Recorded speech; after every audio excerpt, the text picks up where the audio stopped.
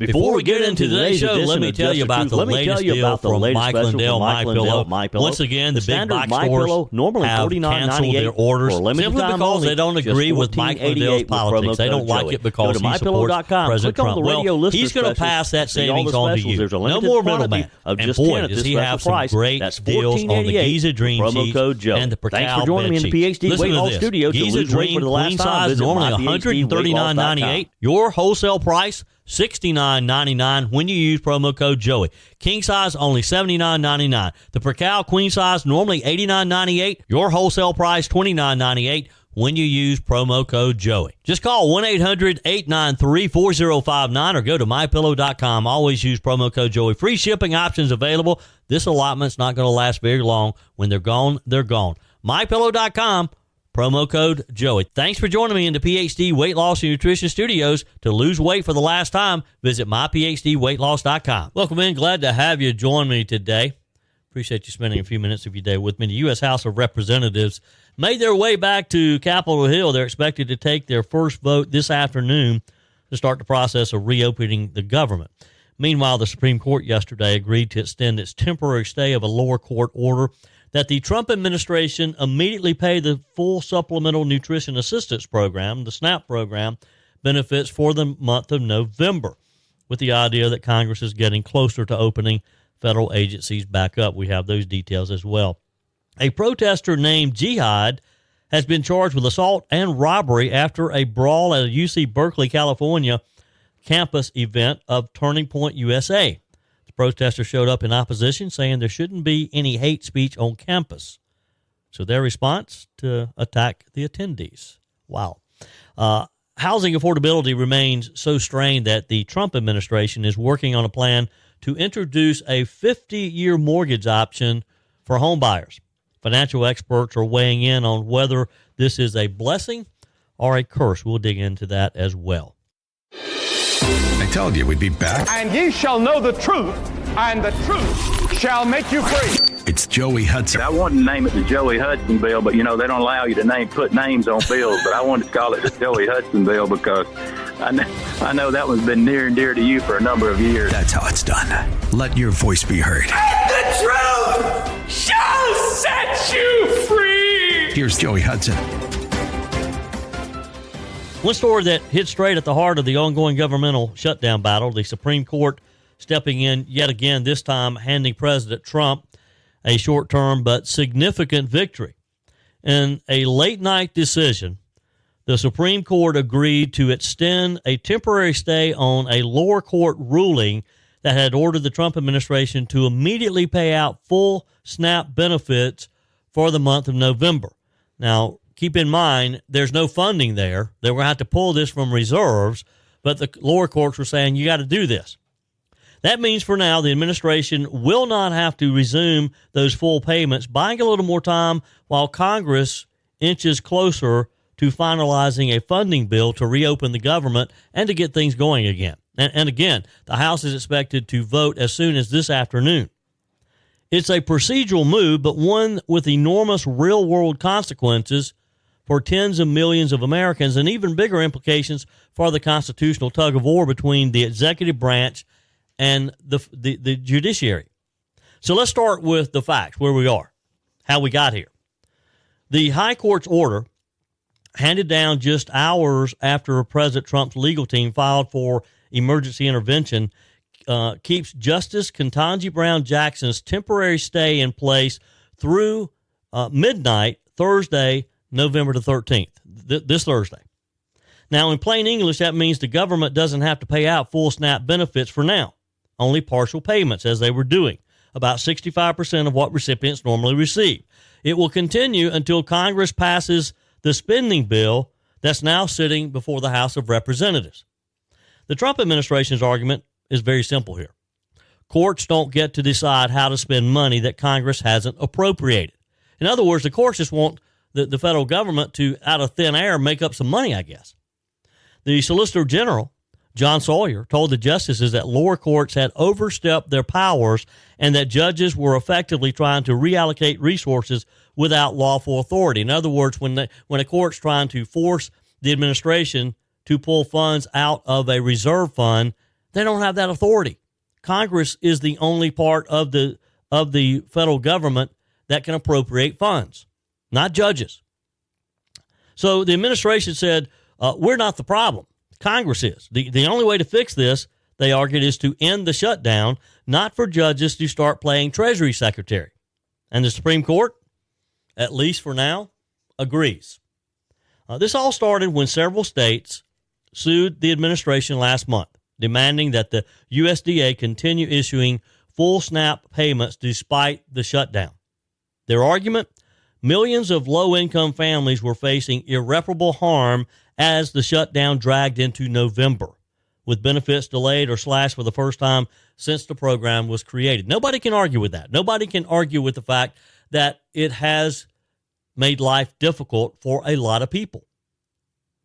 Now, a lower court sided with the states, ordering the federal government to resume full benefits immediately. But the administration pushed back very hard and appealed to the Supreme Court. Then over the weekend, the USDA issued a directive telling states to immediately undo any steps taken to issue full SNAP benefits and instead go back to partial payments, to 65% payments until funding is restored. That, of course, as you can imagine, led to legal whiplash. Judges in Massachusetts and the District of Columbia issued conflicting orders. States were caught in the middle. And the result was a bureaucratic tug of war that's left grocery stores, EBT processors, and millions of families wondering what, if anything, they'll receive this month. Now, the states, primarily led by Democrat attorneys general in places like New Jersey, New York, and California, are furious.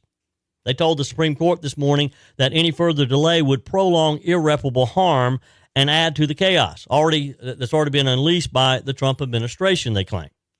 New Jersey's Attorney General, Matt Platkin, went as far as calling the USDA's action the most heinous thing I have ever seen, he said. He said, there are more children in New Jersey on SNAP than the entire population of our state's largest city. Well, again, I'm sorry for them. I'm sorry for these children.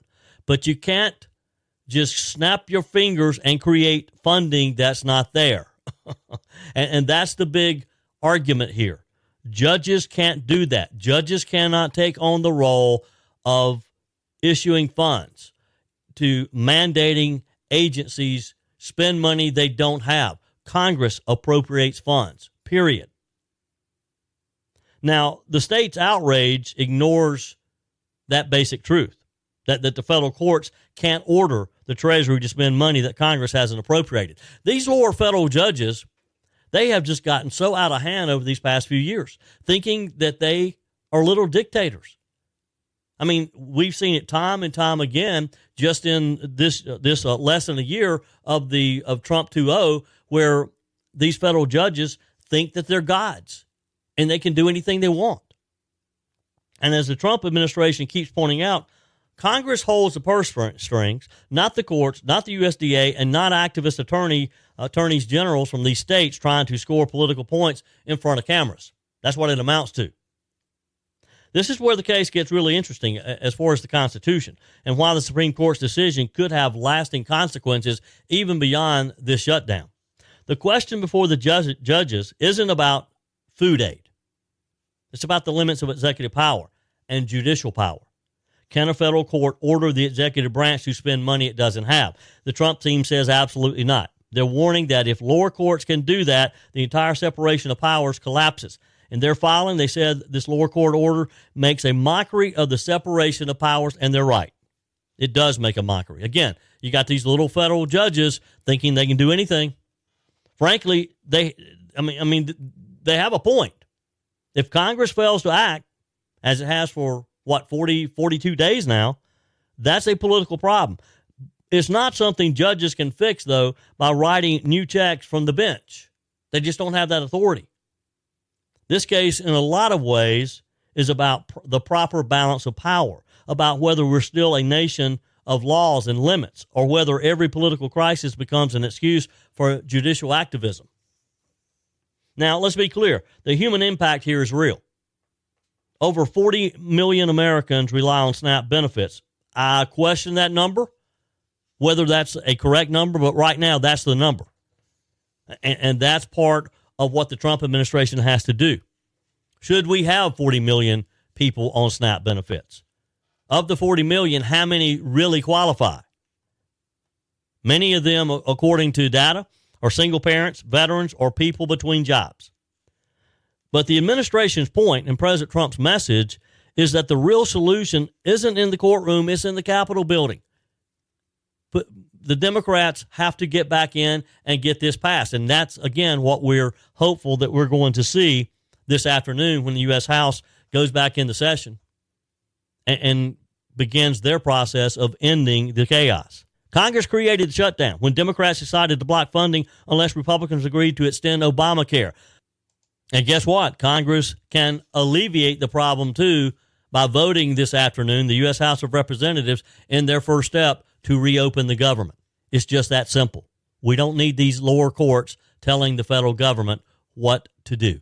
Let's be honest, those summer vacations and backyard barbecues added some extra pounds, right? But instead of feeling guilty or falling further behind, it's time to reset, drop the weight, and get back in control. The solution isn't a shot. Real lasting weight loss starts with your mind, not your mouth. At PhD Weight Loss, Dr. Ashley Lucas and her team help you uncover the real reasons behind your weight gain so that you can reprogram the way you think about food forever. PhD clients lose up to a third of their body weight without ever taking a drug. I know because I lost 33 pounds with PhD Weight Loss. Through real food, behavioral coaching, and proven science, your body can become a natural fat-burning machine. Why risk spending thousands on shots that strip away muscle, come with dangerous side effects, and leave most people regaining 60% of the weight within a year? With PhD, you'll activate your body's natural appetite control, burn fat safely, and stay in control. Even if you're already on Ozempic, PhD can help you transition off while still losing weight. Take the first step today. Call 864-644-1900 or visit myphdweightloss.com. There's another unbelievable story out of California, and this one, it's exactly the kind of chaos that's become far too common on America's college campuses. The story is at UC Berkeley, where this week a protest against Turning Point USA, of course, the organization founded by the late Charlie Kirk, when violence erupted.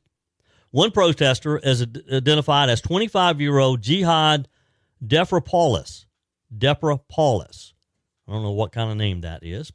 Jihad, we do know what is. He was arrested and charged with assault and robbery after police say he ripped a chain necklace from the neck of a TPUSA supporter during the chaos. That single act sparked a bloody brawl that was caught on camera. Both men left covered in blood as police scrambled to restore order while Antifa-aligned demonstrators tried to storm the event during the process. Now, this all happened on Monday night. It was a sold-out Turning Point USA campus event. Hundreds of conservative students had shown up to honor the legacy of Charlie Kirk and to keep his message of free speech alive. But outside, the usual mob of black-clad agitators gathered, waving Palestinian flags and chanting, "No hate on campus." You see the irony here? They're out there parading around, no hate on campus, but yet they're the ones who start a fight, who start violence.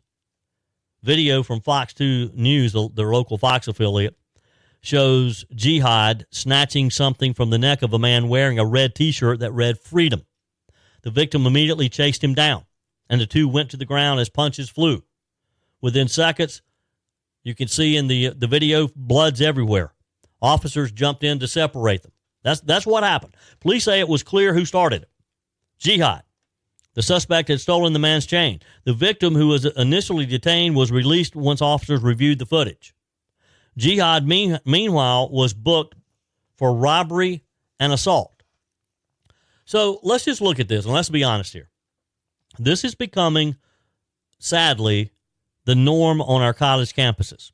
Anytime a conservative group like Turning Point USA tries to hold a lawful event, far-left radicals show up not to debate, not to discuss, but to silence these groups. They call themselves anti-fascists, but their tactics look a whole lot like fascism, doesn't it? These are the same types who set fires outside of lectures by Ben Shapiro, who tear down posters advertising pro-Israel speakers, who drown out discussions with bullhorns and profanity.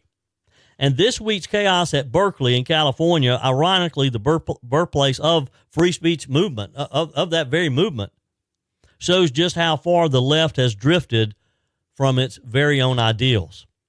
Turning Point's Chief of Staff Mikey McCoy wrote on X, Antifa is breaking through police barricades and threatening our event attendees.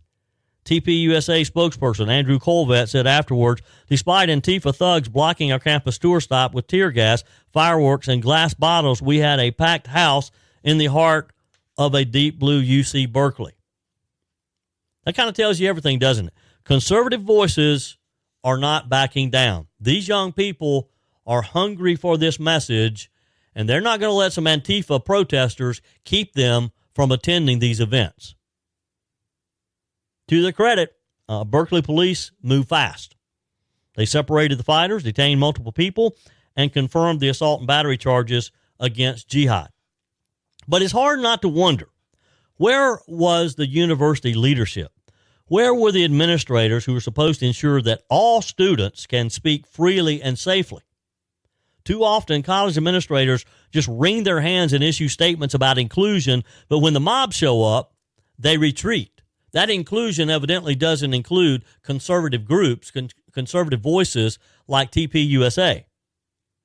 The message to conservative students couldn't be clearer. If you dare to speak up, you better be ready for a fight. That's not democracy. That's not freedom of speech. That's trying to intimidate a group of people. But again, you look at the crowd that was at the event, they didn't back down. They didn't let these thugs intimidate them, and they didn't turn around and go back to their dorms, which was an option. They showed up. They went to the event. And remember, this protest came exactly 2 months after the assassination of Charlie Kirk. This symbol of the modern conservative youth movement. I mean, he started it. And boy, are they still going strong in his memory. His murder shocked millions. His message of standing up for freedom has only grown stronger since his assassination, as it should. So for Antifa-style agitators to show up at a TPUSA event 2 months to the day of his death, throwing bottles and tear gas and attacking attendees, that's not protest. That's provocation. That's unacceptable.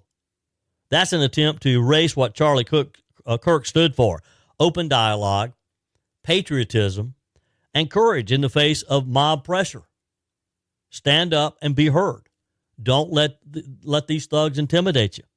Now imagine the same scene flipped. We know what that would look like, don't we? If a right-wing protester named Jihad had ripped a necklace off of a liberal activist at a progressive rally, the story would dominate every newscast for a week.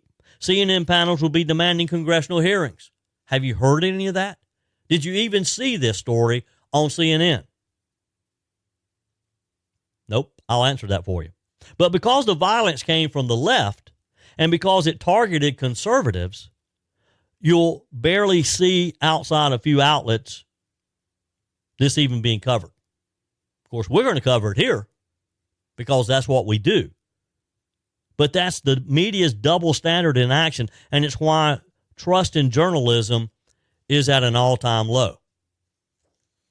This story just isn't about one violent protester. It's about what's happening in a culture that now treats conservative thought as dangerous and dissent as hate speech. And that's what we have to turn around, folks. We can't allow this to happen. Universities used to be places of learning. Now too many have become breeding grounds for mob rule. If you're a parent sending your child off to college, you should be asking, will my son or daughter be safe if they express a conservative view? At UC Berkeley, one man named Jihad decided to steal a necklace. But what's really being stolen on our campuses is the spirit of free expression. But I think TPUSA is determined to keep that free expression alive. Turning Point USA was founded to empower young Americans to speak up. Monday night, despite the tear gas, despite the fireworks and the violence, they still filled that hall to capacity, and that's a good thing. Hey, folks, if you needed more proof that Washington Democrats are literally turning on themselves. They're eating their own. Just look at what happened over the weekend and who's calling them out. When the Washington Post's editorial board, the Washington Post that we all are very familiar with, when they're praising Democrats who defied Chuck Schumer and broke rank to vote with Republicans, you know the party, the Democrat Party, has a problem. Here's the story. Sunday night, as you know, 8 Democrats in the Senate joined Republicans to pass a House continuing resolution, a stopgap bill to reopen the government and end the longest shutdown in our history, a shutdown that we have talked about week after week after week. I'm tired of talking about it. I want the government to reopen so you and I can go on to another topic. The final vote was 60-40, just enough to get it done. Now, you'd think Democrats would be celebrating that the paychecks are going to be flowing again soon, that SNAP benefits are going to be flowing again soon, that our government's going to be open, that air traffic controllers are going to be paid, that our troops, all federal workers, are going to get their checks. But no, instead, the left is in a full meltdown mode. According to the Post, the far left flank of the Democrat Party is furious, calling the deal a capitulation, pathetic, and even a political disaster. Senator Bernie Sanders called it a policy and political disaster. Progressive Caucus Chair Greg Kasar called it capitulation. California Governor Gavin Newsom, who's apparently trying to be the conscience of the left, said it was pathetic.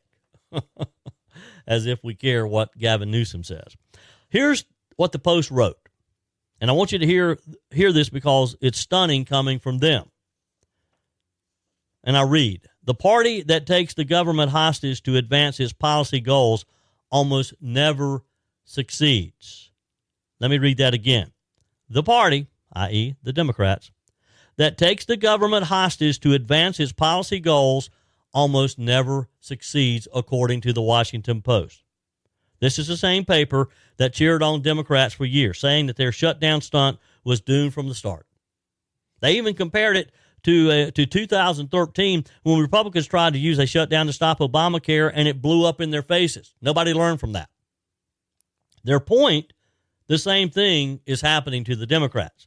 They let angry activists push them into a corner, and now they're suffering the same inevitable failure. You know, when the Washington Post starts talking like the Wall Street Journal, something's changing in the political winds. Because here's what's really going on here, folks. The Democrats thought they could use this shutdown to strong-arm Republicans, to strong-arm them into extending those COVID-era Obama subsidies that we could not afford to pay then, and we certainly can't continue to afford to pay. More taxpayer funding for government health care that should have ended years ago. But Americans weren't buying it. People saw through the political theater. They saw air traffic controllers missing paychecks and affecting their vacation plans. They affecting grandma's visits. They saw the military about to go unpaid. They saw food benefits drying up for people who really needed them. And they asked the obvious question, what exactly are Democrats fighting for? What's the end game here? What are they doing?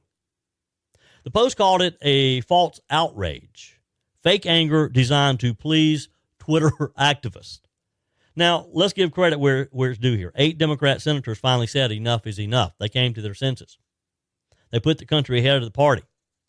Dick Durbin, Maggie Hassan, Tim Kaine, Jeanne Shaheen, Jackie Rosen, Catherine Cortez Masto, John Fetterman, and Angus King, the independent from Maine, who caucuses with the Democrats.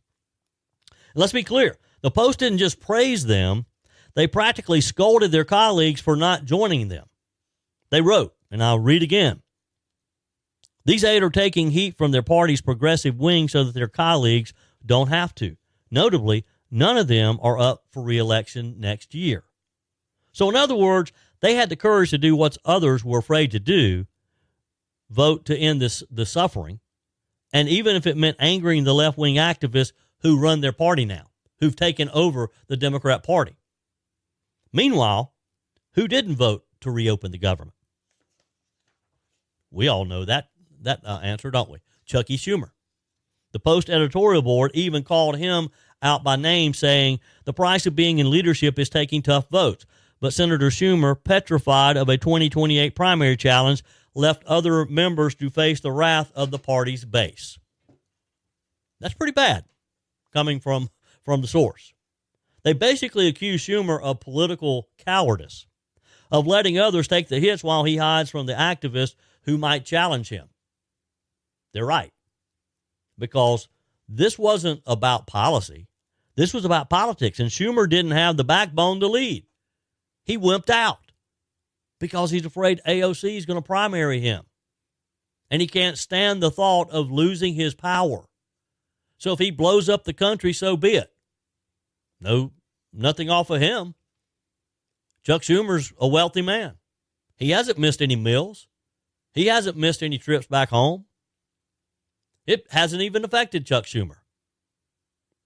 Now, what's really ironic is how Democrats spent years calling Republicans obstructionists, accusing the Republicans of hostage-taking during shutdowns under Obama and Biden. Remember that? Now, they're the ones doing it. They shut down the government, trying to squeeze out a few more months of Obamacare subsidies. It backfired. It backfired politically. It backfired morally. Because Americans don't want performance politics. They want results. They don't want their lives turned upside down. They just want to go to work, pay their bills, and take care of their family. They want leaders who will keep the lights on, keep the troops paid, stop using ordinary workers as bargaining chips. You know, President Ronald Reagan once said, you can be for big government, big taxes, and big bureaucracy, and still be for the little guy. You know, Reagan it's no wonder he was known as the great communicator. He had a way with words like that. That quote fits perfectly here in our current situation. Because Democrats can't claim to care about the little guy while holding up paychecks for Border Patrol agents, for soldiers and federal workers, all to protect government handouts that should have expired long ago, that are literally bankrupting our country to begin with. The truth is, this shutdown hurt the very people Democrats say that they're protecting, say that they're working to champion. And now they're angry that a handful of their own senators had the integrity, the gall, to do the right thing for the American people, for the people they serve. So here's where we are today. I expect the House will vote this afternoon as expected. The only reason it may not would be if some of the members haven't been able to make it back to Washington, D.C. And that's been a challenge in itself. Members of Congress are seeing firsthand for themselves some of the chaos their shutdown has caused in air travel. So let's assume that they do vote this afternoon. There'll be some other votes after that. And then the government will start reopening. The bill funds the military, agriculture, and legislative branch through next September, and the rest of the government through January 30th. That gives Congress about 80 days before they're right back here again at the same place, the same question coming up. And as the Post put it, will members learn their lesson, or will this happen again in 80 days? You tell me. Text me. Email me, joe@joeyhudson.com. Leave me a message on the MyPillow message line, 864-477-JOEY, 864-477-5639. Always use promo code Joey when you go to MyPillow.com to take advantage of all the great deals that Mike Lindell has. And look, we're headed into the holidays. Time to start buying Christmas presents. And the 6-piece towel set would be a great gift. Normally $69.98. When you use promo code Joey, you're going to get it for $39.98. So go to MyPillow.com and use promo code Joey. So today, credit goes to those 8 Democrats who broke rank, and to the Washington Post, surprisingly, for calling it like it is. Because the truth is, America is tired of government shutdown theater. We need grown-ups in the room, leaders who can debate policy without turning the lights off on the American people. We need for Congress to get back to work serving those whom have elected them. Your comments are welcome on the Furman Ford text line, 864-477-JOEY. That's 864-477-5639. Emails always welcome, joey@joeyhudson.com. Speaking of the Furman Ford text line, it's never been more important to support locally run businesses owned by people who actually live here in the upstate. Let me take a minute to talk with you about our friends at Furman Ford. If you're looking for a new vehicle, maybe a great pre-owned vehicle, one you can trust, or maybe you're looking to order that special vehicle. Either way, if you want a new one, a brand new one, or a pre-owned that you can trust, the folks at Furman Ford, they're there to help you. Their name is on the sign because their name is on the line, because every single transaction is important to them. Jim Furman, Matthew Furman. They do business the right way. When you stop by, when you give them a call, or maybe when you just send them a quick email, you're always going to have access to a member of the Furman Ford family. And by the way, they also offer great service, and you're not going to have to wait weeks and weeks to get it done. And you do not have had to purchase your vehicle at Furman Ford. Doesn't even have to be a Ford. They service all makes and models. Visit my friends at Furman Ford online at furmanford.com, furmanford.com. Faye writes on the text line, Joey, there's lots of talk about Marjorie Taylor Greene, and to me, she's gone from a type A personality to almost being fake.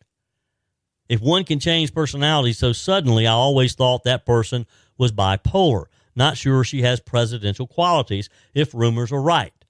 Brian Glenn seems too level-headed to be paired with her. Just my take. Hope to see you in Greenwood Friday. Thank you, Faye.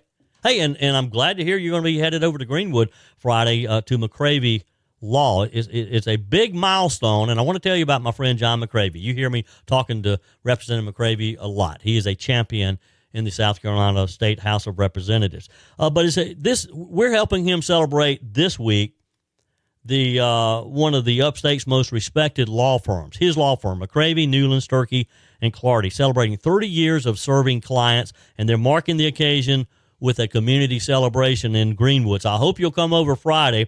Plan to join us. Yours truly will be there.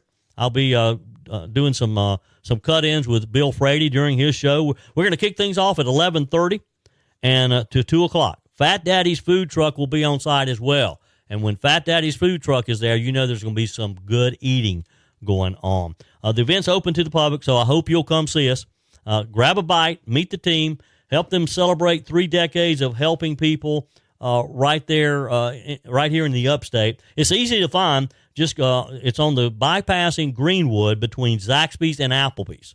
So just put Zaxby's or Applebee's one in your GPS and come around the bypass, and the law office of McCravey, Newland, Sturkey, and Clardy will be right there. Come by, say hello to Representative John McCravey, John Newland, Jason Sturkey, Timothy Clardy, and again, yours truly. I'll be there. We'll have some good food, and we'll have a good time for sure. Hope to see you there. Let's dig into one of the most talked about economic ideas coming out of the Trump administration. It's got everyone from Wall Street analysts to your local mortgage leaders talking. The 50-year mortgage, a brand new home loan option that could stretch payments out over a half a century. President Trump, Federal Housing Finance Agency Director Bill Pulte says it's a game changer for young Americans struggling to afford a home. Critics, even some within the mortgage industry, are warning it could be a double-edged sword, and I would have to agree with the critics in this case. Now, let's unpack what's really going on here. Housing affordability in this country is at a crisis level. Home prices have jumped nearly 50% in just 5 years. And with 30-year mortgage rates sitting around 6% or so, the average American family can barely qualify for the same house they could have bought a decade ago. So the administration's logic makes sense on paper. If you can make the payment shorter, make the payment longer. Under a 50-year mortgage, buyers could stretch that loan balance out over 2 more decades, dramatically lowering their monthly bill. Bill Pulte, whose grandfather founded Pulte Homes, says the move is about giving young people a fighting chance to own a home. He posted on X, thanks to President Trump, we are indeed working on the 50-year mortgage, a complete game changer.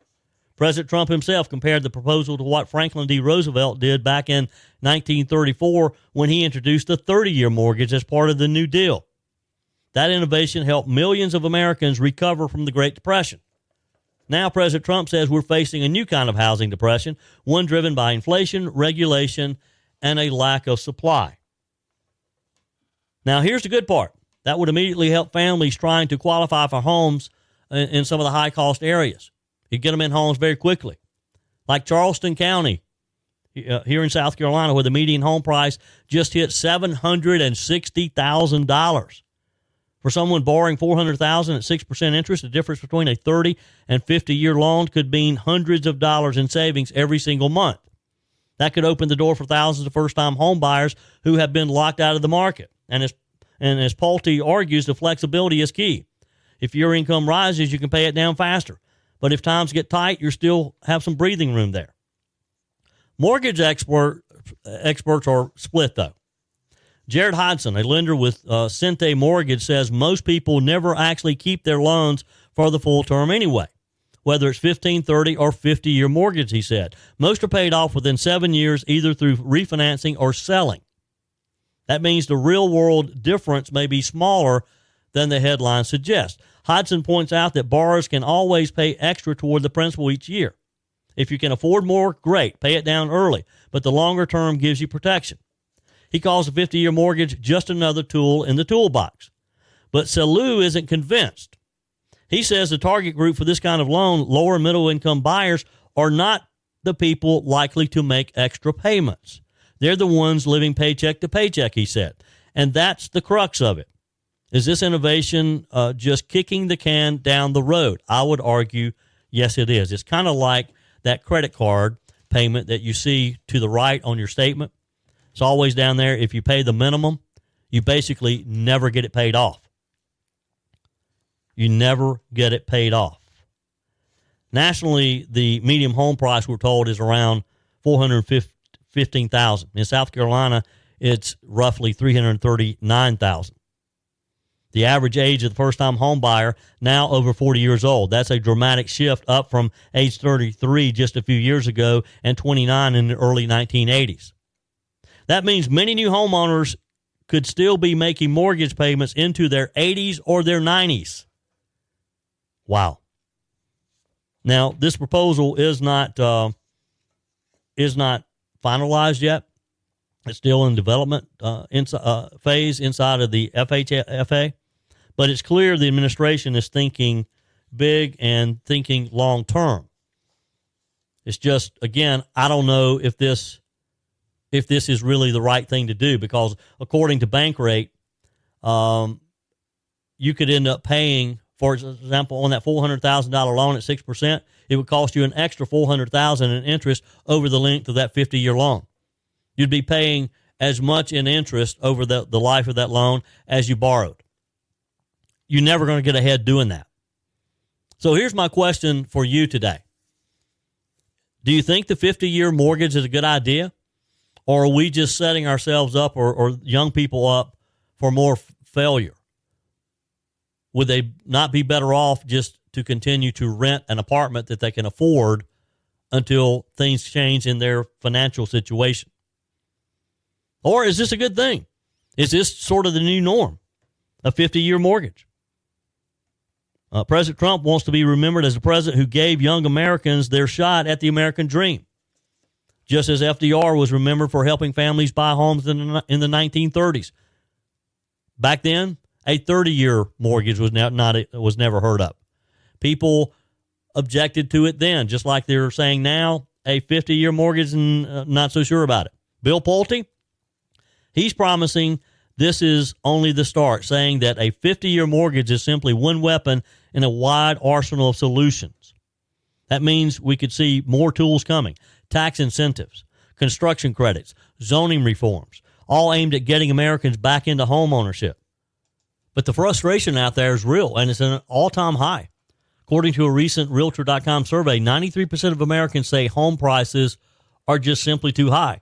And they're blaming three things: investors buying up homes to flip or to rent out, rising construction costs, and a government that hasn't prioritized affordable housing. Now, that last one, I've never quite understood what government is supposed to do. We're seeing some affordable rentals in areas where the government is heavily subsidizing the developers, But other than that, what can government do to make housing more affordable? Maybe you know. Maybe you can help me with that. Text me. Email me, joey@joeyhudson.com, because I've just never understood the government's role in making homes more affordable without literally just building them and giving them away. And maybe that's what some people expect. I don't know. But I do think that it's unfair to young people not to be able to own the affordable dream.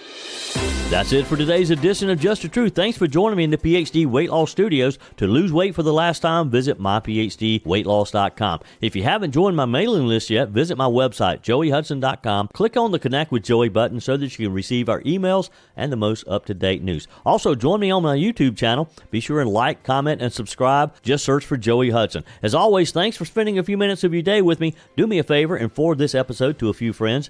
Just click on the share button and send to your contacts. We need to build an army of conservatives to win our country back, and we can do that by continuing to share the truth with our friends and family. Keep those comments coming via the Furman Ford text line, 864-477-JOEY. Email to joey@joeyhudson.com, and I love your messages on the MyPillow message line. Again, that's 864-477-JOEY, 864-477-5639. Be sure and take advantage of the MyPillow special, just $14.88 on the standard MyPillows when you use promo code Joey. Order online at mypillow.com or call 800-893-4053. We're back again tomorrow and hope you'll plan to join us. Until then, remember, God's got this. He's still in control.